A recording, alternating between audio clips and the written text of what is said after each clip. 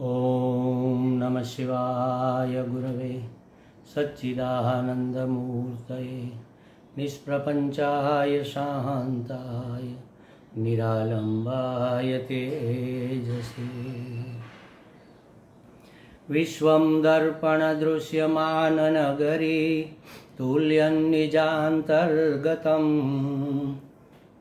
पश्यन्नात्मनमायया बहिर्वोद्भूतं यथा निद्रया यत्साक्षात् कुरुते प्रबोधसमये स्वात्मानमेवाद्वयम् तस्मै श्रीगुरुमूर्तये नमः इदं श्रीदक्षिणामूर्तये जन्माद्यस्य यतोऽन्वयादितरतश्चार्थेष्वभिघ्नस्वराट् तेने ब्रह्महृदाय आदिकवये मुह्यन्ति यत्सूरयः तेजो वारिमृदां यथा विनिमयो यत्र त्रिसर्गो मृषा धाम्ना स्वेन सदा निरस्तकुहकं सत्यं परं धीमहि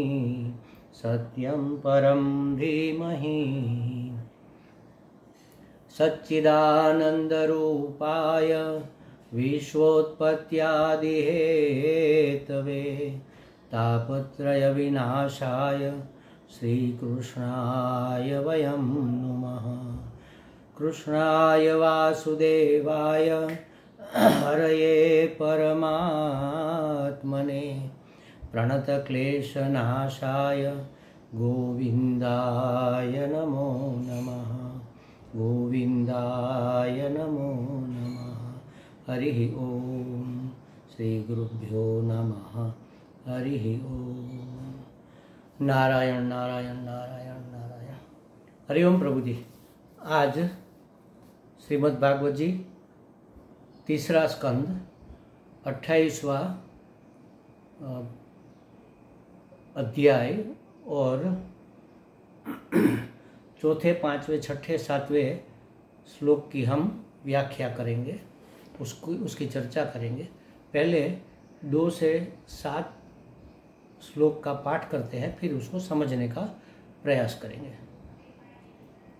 स्वधर्माचरणं शक्त्या विधर्माच्च निवर्तनं दैवालब्धेन सन्तोष आत्मविच्चरणार्चनं ग्राम्यधर्मनिवृत्तिश्च मोक्षधर्मरतिस्तथा मितमेध्यानन्दं सस्वद्विविक्तक्षेमसेवनम् अहिंसा सत्यमस्तेय यावदर्थपरिग्रहः ब्रह्मचर्यं तपःशौचं स्वाध्यायः पुरुषार्चनं मौनं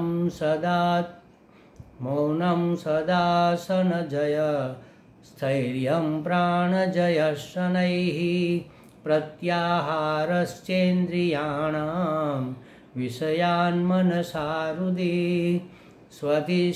स्वदिश्यानामेकदेशे मनसा प्राणधारणं वैकुण्ठलीलाभिध्यानं समाधानं तथात्मनः एतैर्न्यैश्च पथिर्भिः मनोदुष्टमसत्पथं बुद्ध्या युञ्जितशनकैः जितप्राणो यतन्द्रितः। क्या कहा? हमने 8 नियम की चर्चा तो कर ली थी कि यथाशक्ति शास्त्रविहित धर्म का पालन करना चाहिए। दूसरा, शास्त्र विरुद्ध आचरण का परित्याग करना चाहिए। तीसरा, प्रारब्धानुसार जो कुछ भी मिल जाए उसमें संतुष्ट रहना चाहिए, उसी में गुजर बसर कर लेना चाहिए। चौथा, आत्मज्ञानियों के चरणों का पूजन अर्चन करना चाहिए, माने गुरुजनों का आदर करना चाहिए, उसकी बातों का अनुसरण करना चाहिए, उसके उपदेशों को नहीं भूलना चाहिए। क्योंकि सद्गुरु जो कहते हैं उसको भूल जाना ये तो मोह से भी बढ़कर है। मोह माने अंधकार। अंधकार जब गाढ़ा होता है तो मूढ़ता मानी जाती है, और गुरुजनों के उपदेशों को गुरुजनों ने शास्त्र की जो चर्चा की है उसको भूल जाना तो महामूढ़ता है। तो उसको याद रखना और उसको अपने जीवन में, अपने आचरण में उतारना। ये चौथा नियम हमने शास्त्र ने बताया था। विषय वासनाओं का पांचवा है, विषय वासनाओं को बढ़ाने वाले ग्राम्य धर्मों का, माने लौकिक कर्मों से दूर ही रहना, उसका त्याग करना, और संसार बंधन से छुड़ाने वाले मोक्ष धर्म में रति रखना, प्रेम रखना, और परिमित एवं मेध्य माने पवित्र भोजन करना। परिमित माने सीमित मात्रा में, पवित्र माने सात्विक भोजन हमें करना चाहिए, और निरंतर विविक्तम एकांत और क्षेमम बाधा रहित माने निर्भय स्थान में निवास करना चाहिए। थोड़ी देर के लिए नहीं, निरंतर। अगर हमारा संसार व्यवहार का कर्तव्य समाप्त हो गया है तो फिर एकांत सेवन से उत्कृष्ट परिस्थिति परमात्मा प्राप्ति की साधना के लिए और कोई नहीं है। विविक्त देश माने एकांत देश। एकांत माने जहाँ कोई आता जाता ना हो, कोई डिस्टर्बेंस ना हो, और वहाँ पर भी हमारा एकांत रहे, माने हमारा एक में ही अंत रहे, माने कि एक के बारे में ही हमारी सभी प्रवृत्ति, शारीरिक हो, मानसिक हो, बौद्धिक हो, जो भी हो, वह सब एक परमात्मा के प्रति ही समर्पित होनी चाहिए। उसी का नाम है एकांत। एकांत तो ठीक है कि अकेले में रहना एकांत हो गया, जहाँ कोई आता जाता ना हो, लेकिन इतना करने के बाद हमें क्या करना है? हमें भी एकांत में अवस्थित होना है, एक में अंत होना है, एक परमात्मा में ही हमारा अंत हो जाए, माने उसी के अनुसार हमें जागना है, सोना है, बोलना, चुप रहना, चलना फिरना, खाना पीना, हमारी हर एक क्रिया में परमात्मा को जोड़ देना, ईश्वर को सम्मिलित कर लेना। हमारे दादा गुरु जी कहते थे, स्वामी दयानंद जी महाराज, पूज्य स्वामी दयानंद जी महाराज कहते थे, मोर ईश्वरा इन लाइफ लेस संसारा। जितना ईश्वर हमारी जिंदगी में ज़्यादा से ज़्यादा प्रवेश करेंगे उतना संसार कम से कम होता जाएगा हमारे जीवन से। संसार माने सुख दुख, अनुकूल प्रतिकूल परिस्थिति, द्वंद्वात्मक जो है वह परिस्थिति जो हमें पसंद नहीं है वह हमसे धीरे धीरे हटती जाएगी। आगे कहा चौथे श्लोक में कि अहिंसा सत्यमस्तेय यावदर्थ परिग्रह ब्रह्मचर्य तप शौचम स्वाध्याय पुरुषार्चनम। ये चौथे श्लोक में कहा तो क्या कहते हैं? मन वाणी और व्यवहार से किसी जीव को न सताना माने अहिंसा का पालन करें। अहिंसा एक ही मात्र अगर हमारे जीवन में आ जाए ना संपूर्ण, तो भी हमारा उद्धार हो सकता है। इसीलिए कहा अहिंसा परमो धर्म, सबसे उत्कृष्ट अगर कोई धर्म है जिसमें सब धर्मों का समावेश हो जाता है, सभी धर्मों का समावेश जिसमें हो जाता है, वो एक शब्द है अहिंसा। अहिंसा माने किसी को मिटा न देना, किसी को मारना नहीं, किसी को पीड़ा नहीं पहुंचाना, शारीरिक पीड़ा नहीं पहुंचाना, मानसिक पीड़ा नहीं पहुंचाना, हमारे शरीर से उसको कोई ईजा न करना, हमारी वाणी से उसको हर्ट हो जाए ऐसा न, कठोर शब्द न बोलना, हमारे भाव से भी किसी का बुरा न चाहना, और सतत जागृत रहना, किसी के मन में अरुचि पैदा हो ऐसा कुछ न करना, किसी के हक का न छीन लेना, अपने परिश्रम से ज़्यादा फल की अपेक्षा रखना भी चोरी है, हिंसा है। महात्मा लोग तो ये कहते हैं कि हमारी भूख से ज़्यादा एक निवाला भी अगर हम खाते हैं तो वह किसी के मुंह का छीन लेते हैं, और किसी के मुंह का निवाला छीन लेना माने उसकी हिंसा हो गई, उसको कष्ट पहुंचाया। तो एक अहिंसा मात्र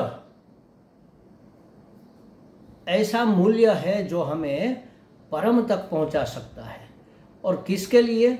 मनुष्य के लिए तो ये सब ठीक है, पशु प्राणी पक्षी सब के लिए, सिंह बाघ इत्यादि हिंसक प्राणियों के लिए भी हमारे मन में नफरत की भावना ना हो। नफरत करना भी हिंसा है, माने उसके प्रति द्वेष भाव या हमारे मन में बुरे भाव आ जाए तो ये भावात्मक हिंसा हो गई। हमारे गुरुजी तो सांप के प्रति भी अहिंसा का भाव रखते हैं, ये मेरा व्यक्तिगत अनुभव है। सांप बिच्छू में भी अहिंसा का भाव, चींटी चींटा में भी अहिंसा का भाव, अरे मच्छर में भी अहिंसा का भाव। आजकल तो मच्छर मारने के रैकेट निकले हैं महाराज। ये कितनी बर्बरता, कितनी निर्दयता है, कितना हिंसा से भरा हुआ हमारा व्यक्तित्व है महाराज। हम दूसरों की कोई केयर ही नहीं करते, बस अपने स्वार्थ के अनुसार जीते जाना, दूसरे की केयर न करना, ये भी हिंसा है। ये तो ठीक है, प्राणी पशु मनुष्य कीट पतंग उसके लिए तो अहिंसा का भाव वो ही हो, लेकिन किसी जड़ वस्तु का भी अनादर न करना, ये है अहिंसा। हमने जल्दी में थे, चप्पल निकाल कर इधर उधर फेंक दिए, गुस्से में थे, दरवाजा पटक दिया, किसी से चिढ़ गए, टेबल पर ऐसे ठोक दिया, तो ये भी उस वस्तु का भले ही जड़ है उसका अनादर हो गया। किसी का अनादर होना माने उसको उसके मूल्य के अनुसार आदर भाव न देना, उसका महत्व स्वीकार न करना, उसके महत्व को मिट्टी में मिला देना, ये भी एक प्रकार की हिंसा है। मैं तो मजाक में कहता हूँ, मजाक भी है और सत्य भी मान सकते हैं आप। मैं तो मानता हूँ कि जैसे हमने गुस्से में बार बार डोर को पटका है धड़िंग धड़िंग करके, तो एक दिन जरूर हमारी उंगली उस दरवाजे में आ जाएगी, फंस जाएगी, कट जाएगी, क्योंकि वो भी हमारा आदर नहीं करता। शास्त्र में कहा है, हमारे वेदांत शास्त्र में कहा है कि तुम जिसका अनादर करोगे वो तुम्हारा अनादर कर देगा, तुम जिस ब्राह्मण का अनादर करोगे वो तुम्हारा अनादर करेगा, क्षत्रिय का अनादर करोगे वह तुम्हारा अनादर करेगा, वैश्य शूद्र जिसका भी अनादर करोगे वो तुम्हारा अनादर, उसके मन में तुम्हारे प्रति आदर का भाव नहीं होगा। पशु पक्षियों में भी तुम जिसका अनादर करोगे वो भी तुम्हारा अनादर कर देगा। कीट पतंग में भी तुम जिसका अनादर करोगे वो तुम्हारा अनादर कर देगा। जड़ वस्तुओं में भी तुम जिसका अनादर करोगे वो तुम्हारा अनादर अवश्य करेगा। तो किसी का भी अनादर न हो, किसी के भी महत्व को इग्नोर न किया जाए, मिट्टी में न मिला दिया जाए, महत्व को बरकरार रखा जाए। जिसका जितना महत्व है उसको उतना महत्व दिया जाए, इसका नाम है आदर करना, इसका नाम है अहिंसा। अहिंसा परमो धर्म ऐसे ही नहीं कहा गया। अहिंसा माने हम तो मानते हैं किसी को मार न देना, मच्छर मारना हिंसा हो गई, नहीं मारना अहिंसा हो गई। ठीक है, ये स्थूल रूप में तो हिंसा है। शारीरिक हिंसा और उसका जीव खत्म कर देना, उसका जीवन खत्म कर देना, ये तो महाहिंसा है, नृशंसता है। लेकिन उसको पीड़ा पहुंचाना भी हिंसा है, शरीर रूप से उसको मानसिक पीड़ा पहुंचाना भी हिंसा है। उसके लिए हमारे भाव में भी नफरत का या द्वेष का भाव होना, ये भी एक प्रकार की हिंसा है। उसके महत्व को सम्मान न देना और उसका अनादर कर देना, ये भी एक प्रकार की हिंसा है। उसके माने मनुष्य पशु पक्षी कीट पतंग और जड़ सहित नदी पर्वत सब, अगर हम अहिंसा में अवस्थित है तो हम कभी पोल्यूशन नहीं पैदा करेंगे। बिन जरूरी टी टी टी टी हॉर्न बजाते, पी पी पी पी हॉर्न बजाते रहते हैं, वॉइस पोल्यूशन होता है। एक भी क्रिया आपकी, एक भी क्रिया निरर्थक नहीं जाती। एक भी कर्म निरर्थक नहीं जाता। और दूसरी बात, हम कुछ भी कर्म, एक शब्द तक बोलते हैं ना, तो हमने कहा चलो हमने एक शब्द बोल दिया, क्या फर्क पड़ गया, बुरा नहीं बोला, अच्छा भी नहीं बोला, सामान्य शब्द बोल दिया। लेकिन आपका एक शब्द पूरी समष्टि में इफेक्ट करता है। एक मशीन का कोई एक नट, एक चक्र ढीला पड़ जाए, खंडित हो जाए, तो पूरा मशीन खटखट खटखट करने लगता है। उसी तरह हमारी एक भी क्रिया पूरी समष्टि को इफेक्ट करती है। अच्छी है तो अच्छी इफेक्ट करती है, और बुरी है तो बुरा इफेक्ट करती है। तो हमें इस हद तक अहिंसा का पालन करना चाहिए, उसके लिए प्रयत्न करना चाहिए। नहीं हो सकता, बात अलग है, हमारे पूर्व के संस्कार है, हमारी वासनाएं है, हमसे गलती हो जाती है, करवा देते हैं हमारी इंद्रियां, लेकिन हमें सजाग रहकर, सावधान रहकर यह करना है। इसलिए कहा सावधानी ही साधना है। वॉकिंग करने के लिए निकले, बारिश का मौसम है, तो बारिश के मौसम में जहाँ पेड़ पौधे होते हैं वहाँ पर तो कई प्रकार के कीट पतंगे नीचे गिरे हुए होते हैं। बारिश के मौसम में तो खास पंख वाले वो मकोड़े कीड़े निकलते हैं, शाम को निकलते हैं, सुबह में आधे मरे जैसे जमीन पर पड़े होते हैं। हम ऐसे देखते देखते चले जाते हैं, नीचे नहीं देखते, कितने चींटे हमारे पाँव में कुछ ले जाएंगे। तो ये बेदरकार रहना, उपेक्षा करना भी हिंसा है। महाराज इतना तो हम नहीं कर सकते, क्या करें? जितना कर सकते हो उतना करो, सावधानी करो, सावधानी रखो, यही तो साधना है। सावधानी ही साधना है। अगर आप सावधान रहोगे तो धीरे धीरे ये हो जाएगा। बिल्कुल अहिंसा क्यों करनी है? बिल्कुल शुद्ध क्यों होना है? बिल्कुल पवित्र क्यों होना है? बिल्कुल साफ साफ हमारा चरित्र क्यों होना चाहिए? क्योंकि हमें परमात्मा प्राप्ति करनी है, अखंड एक रस आनंद में अवस्थित होना है। तो शुद्ध बुद्ध मुक्त परमात्मा अशुद्धि लेकर हम जाएंगे तो उससे कैसे मिल पाएंगे? तो उसकी प्राप्ति के लिए उसके जैसा हमें बनना पड़ेगा। पानी में अगर पानी मिलाना है तो मिल सकता है, लेकिन पानी में हम दूध मिलाएंगे या छाछ मिलाएंगे या दही मिलाएंगे तो थोड़ा भेद तो रह जाएगा। इधर पानी, इधर दही, इधर फोदे फोदे, ये सब होता है। तो उसके लिए उसको एक रस करना पड़ेगा। पानी जैसा एक रस है, उसी तरह दही को भी अगर एक रस करेंगे तब दोनों मिलकर छाछ बनेगी। तो इसी तरह हमें संपूर्ण शुद्ध हुए बिना, संपूर्ण पवित्र हुए बिना, संपूर्ण अहिंसक हुए बिना परमात्मा में एक रूपता प्राप्त। गंगा नदी पवित्र है, यमुना नदी पवित्र है, कई नदियां हैं, जाकर समुद्र में मिलती है तो अपने आप का अस्तित्व मिटा देती है। फिर वह नदी अलग से नहीं दिखती, अलग नहीं रहती, वह समुद्र ही बन जाती है। हमें परमात्मा ही बन जाना है। ब्रह्मात्म ऐक्य, इसी का नाम तो मोक्ष है। तो हमें उसके जैसा बनना पड़ेगा। समुद्र में गंगा मिलती है और फिर उसका अलग अस्तित्व इसलिए नहीं रहता क्योंकि गंगा में भी पानी है, समुद्र में भी पानी है, पानी पानी से मिल गया। लेकिन अगर वह तेल होता, केरोसिन होता गंगा जी में, तो वह एक रस एक नहीं हो सकता, वह अलग से हमें दिखता। हम कह सकते हैं कि देखो ये केरोसिन, ये तेल जो अलग दिख रहा है वही गंगा जी थी। तो एक रस होने के लिए उसके जैसा होना पड़ता है।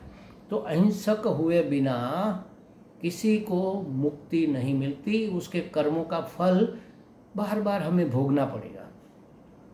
अनजाने में भी अगर हिंसा हो गई तो उसका भी हमें प्रायश्चित करना चाहिए। शास्त्र में ये बात बताई है। प्रायश्चित करने से वो पाप तो मिटेंगे, हल्के हो जाएंगे, लेकिन हमारे मन में उसके प्रति एक मूल्य पैदा होगा कि भाई हमें हिंसा नहीं करनी है। प्रायश्चित का मतलब यही है कि हमसे गलती हो गई, अब हम ध्यान रखेंगे, अब हम ऐसा नहीं करेंगे, अब की बार हमें माफ़ कर दो। अगर हमारे साथ कोई बुरा व्यवहार करता है तो हम उसको माफ़ करें या न करें, लेकिन कोई हमारे साथ बुरा व्यवहार करता है तो हम उसको कोई हमारे साथ बुरा व्यवहार करता है तो उसको हम माफ़ करें या ना करें, ऐसा सोचते हैं। लेकिन हमारे व्यवहार से किसी को दिक्कत हुई तो हम क्या चाहते हैं कि वो हमें माफ़ कर दे, वो हमें क्षमा कर दे। अगर हम चाहते हैं कि हमारी गलतियों का कोई क्षमा करे हमारी गलतियों को, तो हमें भी चाहिए हम दूसरों की गलतियों को क्षमा कर दें। अहिंसा का भाव यहाँ तक पहुँचना चाहिए, तो तभी यह परम धर्म कहलाता है। इसलिए कहा कि अहिंसा का हमें पालन, मन, वाणी और व्यवहार से किसी जीव को न सताना, पीड़ा न पहुंचाना, उसका नाम है अहिंसा। इसका पालन करना चाहिए। और 10वां कहा सत्याचरण करना चाहिए। सत्य जो है उसी का आचरण करना, बोलना सत्य, व्यवहार भी सत्य, भाव भी हमारा सत्य के प्रति हो। चोरी न करना, चोरी न करना माने किसी की वस्तु छीन लेना, ले लेना अनजाने में, ये तो ठीक है उसके जाने बगैर। लेकिन मैंने जैसे कहा अभी कि भूख से ज़्यादा एक निवाला खाना भी किसके मुंह का निवाला छीन लेना माने चोरी है। हमारी मेहनत और हमारी आवश्यकता से अधिक का उपभोग कर लेना चोरी कहलाता है। हमने जितना श्रम किया है उतना ही फल हमें लेना चाहिए, लेकिन हम क्या करते हैं, मेहनत जितनी भी करें फल ज़्यादा से ज़्यादा चाहते हैं। तो हम मूलतः भावतः बेजतः चोर तो है ही। हमारे अंदर चोर का सभी मटेरियल रहा हुआ है, क्योंकि हम चाहते हैं कि हम जितनी मेहनत करें उससे ज़्यादा हमें मिले। भगवान की एक बार सुबह में पूजा करें और हम चाहते हैं कि भगवान पूरा दिन हमारे ऊपर प्रसन्न रहे। अच्छी बात है, भगवान तो रहते ही है क्योंकि वह करुणा निधान है, लेकिन हमारी चाहत क्या है? जितनी हमारी चाहत है उतना हमें करना पड़ेगा, करना चाहिए, तभी चोरी नहीं है। हम 8 घंटा नौकरी करते हैं और उसमें भी ठागा ठैया करते हैं, कुछ करते हैं, कुछ बेदरकार होते हैं, लेकिन पगार पूरा चाहते हैं। अगर उसमें कोई कट लगाए तो फिर क्या करेंगे? नहीं ये नहीं चलेगा, पगार तो हमें पूरा ही चाहिए। तो इसी तरह हमें जब देना है तब भी पूरा ही देना चाहिए। मेरे यहाँ तो जो एक मैडम माताजी आती है, नीचे हमारा वॉचमैन है, उसकी बीबी है, घर की सफाई करने के लिए शाम को एक बार आती है, 6 बजे साफ सफाई करके जाती है। तो मैं तो महीने में कभी कभी तो 3-3 सप्ताह बाहर रहता हूँ, और एकाध सप्ताह में एकाध दिन की छुट्टी तो हो ही जाती है मेरी ओर से। उसको छुट्टी रखने की ज़रूरत ही नहीं पड़ती। मैं कभी कभी तो एक महीने में 4-5 दिन ही होता हूँ, बाकी नहीं रहता हूँ। तो कभी मैं उसका पगार नहीं काटता, मैं उसको पूरे महीने का पगार इसलिए देता हूँ क्योंकि उसकी ये नौकरी है। वो खाना कहाँ खाएगी, क्या करेगी, उसका अपना भरण पोषण कैसे होगा अगर मैं उसके पैसे काट लूँ? क्योंकि मैं चाहता हूँ कि मैं जो काम करता हूँ उसका मुझे पूरा फल मिले, चाहे मेरा काम आधा अधूरा भी क्यों ना हो, कच्चा पक्का भी क्यों ना हो, लेकिन मुझे पूरा फल मिले। साधना हो चाहे काम हो, चाहे कोई भी व्यवहार हो। मैं किसी को प्रेम करता हूँ, आधा अधूरा करता हूँ, लेकिन चाहता हूँ कि वो मुझे पूरा प्रेम करे। तो फिर मुझे भी चाहिए कि मैं भी सबको पूरा का पूरा प्रदान करूँ। बस ऐसा भाव है, वह अचौर्य है। ऐसा भाव नहीं है तो यह चोरी हो गई। अपने परिश्रम से, अपनी लायकात से, अपने अधिकार से, अपनी आवश्यकता से ज़्यादा की चाहत रखना चोरी का भाव है। तो चोरी न करना माने ऐसा नहीं करना। तो ये एक बहुत आवश्यक मूल्य है। 2-3 मूल्य तो बहुत अक्सर है, बस इतना भर कर लो, बाकी सब अपने आप आपके अंदर प्रविष्ट कर जाएंगे। आवश्यकता से अधिक संग्रह परिग्रह न करना। परिग्रह करना माने संग्रह करना, जितनी ज़रूरत है उतना तो ठीक है, लेकिन बस लूट लो, इकट्ठा कर लो, कभी काम में आएगा। अरे हमारा तो इतना लोभ बढ़ा हुआ है महाराज, किसी बोतल का अगर ढक्कन अच्छा वाला हमें दिखे तो ढक्कन निकाल कर हम रख लेते हैं कि भाई कभी काम में आएगा। साल भर स्टोर में पड़ा रहता है, दिवाली के ऊपर जब सफाई करते हैं तब भी हम उसको नहीं फेंकते। हर दिवाली पर हमारे स्टोर रूम से कितना भंगार निकलता है। क्यों? क्योंकि हमने पकड़ के रखा था, परिग्रह किया हुआ था। जिसकी एक महात्मा ने या कहीं मैंने पढ़ा था कि जो चीज़ कंटिन्यू 3 महीने तक हमारे काम में नहीं आती है वो हमारे काम की नहीं है। तो ऐसा तो हम कभी सोच भी नहीं सकते। नहीं 6 महीने के बाद तो काम आएगी, 1 साल के बाद कभी न कभी तो काम में आएगी। तो ये परिग्रह का भाव हमें नहीं रखना है। जितनी आवश्यकता है, आवश्यकता से अधिक का संग्रह हमें नहीं करना है। ब्रह्मचर्य का पालन करना है। ब्रह्मचर्य का पालन शारीरिक रूप से, मानसिक रूप से तो है, लेकिन ब्रह्म में हमारा चर्य, हमारा भ्रमण होना चाहिए। परमात्मा में ही हम रमे रहे, ये वास्तविक ब्रह्मचर्य है। और तपस्यामय जीवन जीना माने स्वधर्म का पालन करने के लिए जो भी कष्ट आए उसको सहना, ये तपस्यामय जीवन है। जो भी कष्ट आए, हमारा स्वधर्म जो है, वर्ण और आश्रम और अवस्था के अनुसार, वर्ण हमारा जो भी है जन्म से, हमारा आश्रम जो भी है, माने अभी हम समझो कि हम सन्यासी हैं, तो सन्यासी का जो धर्म है वो हमें निभाना है। हमारी उम्र 70 साल की है, तो बुजुर्ग का जो धर्म है वो भी हमें निभाना है। उस तरह से हमारा अपना जीवन होना चाहिए।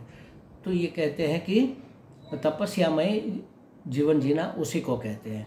स्वधर्म पालन के लिए जो भी कष्ट, जो भी मुश्किलें आए उसको खुशी खुशी सह लेना, लेकिन अपना स्वधर्म नहीं छोड़ना, इसका नाम है तपस्या।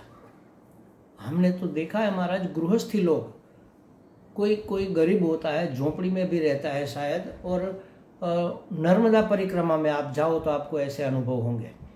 सामान्य आदमी मजदूरी करके या कुछ भी करके जीवन अपना व्यतीत कर रहा है, झोंपड़े जैसे मकान में रहता है, और आप उसके शाम हो गई, उसके पास जाओ कि महाराज हम नर्मदा परिक्रमा वासी है और हमें भिक्षा चाहिए, तो कहेगा हाँ हाँ महाराज आइए आइए बैठिए, में हम आपको भोजन कराते हैं।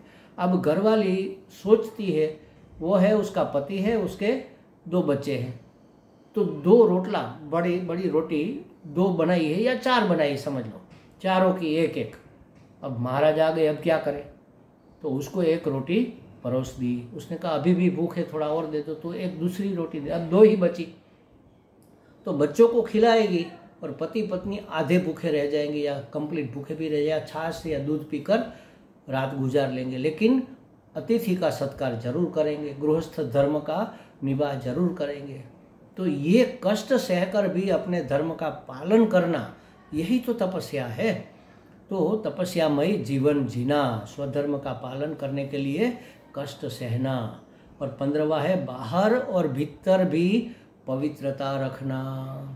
बाहर पवित्रता 2 प्रकार की होती है, जहाँ हम रहते हैं, जहाँ हमारा निवास है, जहाँ हमारा कार्य स्थान है, उस स्थान की पवित्रता बनाए रखना, उसको साफ सुथरा रखना, उसमें गंदगी न होने देना है तो उसका निवारण करना। तो स्थान की सफाई, फिर अपने शरीर की सफाई, स्नान इत्यादि करना, ये भी बाहरी स्वच्छता, बाहरी पवित्रता है। और भीतर की पवित्रता माने अपने विचारों में, अपने भाव में पवित्रता बनाए रखना। ये दोनों प्रकार की पवित्रता, हमने कहा ना कि बिना संपूर्ण पवित्र हुए परम पवित्र परमात्मा से मिलन नहीं हो सकता।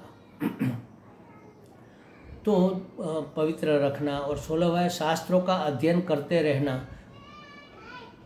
श्रवण कह लो, अध्ययन कह लो, या पठन, पढ़ना ये कह लो, ये करने से हमारा मन धीरे धीरे धीरे परमात्मा की योजना को समझने लगता है और उसमें हमारी ऊर्ध्व गति होती है। शास्त्रों का अध्ययन करते रहना, भगवान का पूजन अर्चन करना जिससे कि हमारा भाव दृढ़ हो। मौन माने वाणी का नित्य संयम रखना, मौन मन से भी और वाणी से भी कम से कम बोलना, मन का संयम और वाणी का संयम रखना, ये है मौन। उत्तम आसनों का अभ्यास करके स्थिरता प्राप्त करना, आसन सिद्धि करना, माने बैठे हैं तो बस हिलते डुलते रहेंगे, पाँव बदलते रहेंगे, ऐसा करते रहेंगे तो फिर स्थिरता शरीर में नहीं आएगी तो मन में कैसे आएगी। शरीर भी स्थिर रहे, मन भी स्थिर रहे, ये दोनों जरूरी है। और फिर प्राणायाम या प्राण वीक्षण के द्वारा धीरे धीरे श्वास को नियमित करना। तो शरीर की स्थिरता, मन की स्थिरता और श्वास की स्थिरता, ये तो तीनों स्थिरता बनाए रखना बहुत ही आवश्यक माना गया है। और इंद्रियों को मन के द्वारा विषयों से हटाकर अपने हृदय में स्थापित करना, इसको प्रत्याहार कहते हैं। इसकी गहरी चर्चा भी हम करेंगे। और स्वादिष्ण्यानाम माने मूलाधार आदि किसी एक केंद्र में मन सहित प्राणों को स्थिर करना, हृदय स्थान में मन को स्थिर करके वहाँ भगवान का ध्यान करना, कहीं पर भी किसी भी एक स्थान पे, हमारे 7 चक्र माने गए हैं उसमें से, और निरंतर भगवान की लीलाओं का चिंतन करना और चित्त को आत्माकार समाहित करना। ये कुल 25 नियम है। इसकी थोड़ी गहरी चर्चा हम फिर करेंगे। ओम पूर्णमदः पूर्णमिदं पूर्णात् पूर्णमुदच्यते पूर्णस्य पूर्णमादाय पूर्णमेवावशिष्यते। ओम शांति शांति शांति। हरि ओम। श्री गुरुभ्यो नमः। हरि ओम।